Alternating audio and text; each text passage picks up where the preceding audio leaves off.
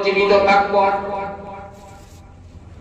পূর্ণ বছর জীবিত থাকা দূরের কথা, যেই দিন 1 জানুয়ারি পূর্ব গগনে সূর্য উদিত হয়েছে, সেই দিন সন্ধ্যাবেলা পশ্চিম দিকে অস্তমিত যাবে, ওই টাইম পর্যন্ত তুমি জীবিত থাকবা, এই গ্যারান্টি তোমাকে কে দিয়েছে?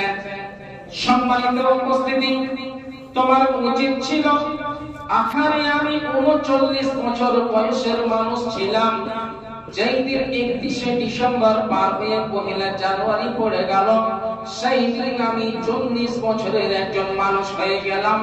এই দেখতে দেখতে হাসতে খেলতে চলাফেরা করতে করতে করতে করতে আমার ডান সাইড দিয়ে বাম সাইড দিয়ে মাথার উপর দিয়ে 40টা বছর পার হয়ে গেল।